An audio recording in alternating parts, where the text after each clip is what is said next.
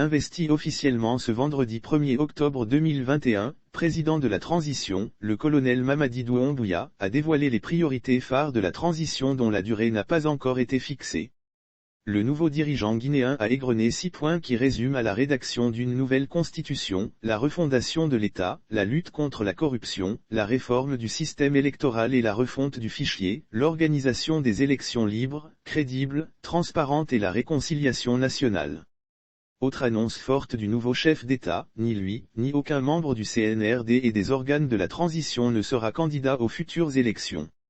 africaguinéen.com vous livre ci-dessous les points saillants des engagements pris aujourd'hui par le colonel Doumbouya devant ses compatriotes.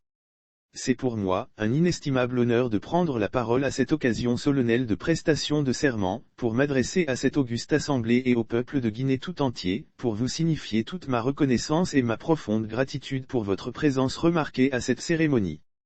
Je mesure à sa juste valeur l'ampleur et l'immensité des charges qui me sont confiées en ma qualité de président de la transition, chef de l'État. Une lecture attentive de l'évolution politique de notre pays permet d'aboutir à une conclusion, celle relative à la nécessité d'apporter un changement. En effet, comme vous le savez, la Guinée a connu, depuis le 5 septembre 2021, un changement politique suite à la prise de pouvoir par l'armée. Ceci est consécutif à une longue crise socio-politique et économique à laquelle le pays était confronté. Lors de ma première adresse à la nation, j'ai largement expliqué à l'opinion publique nationale et internationale les motifs à l'origine du changement intervenu et décliné en même temps les axes prioritaires que le Comité national du Rassemblement pour le développement s'est fixé dans sa mission de rassemblement du pays. Aujourd'hui, je souhaiterais vivement insister sur le fait que c'est dans le souci de conjurer une crise politique majeure qui a fortement ébranlé la cohésion nationale et déchiré le tissu social, que les forces de défense et de sécurité ont pris les rênes du pays.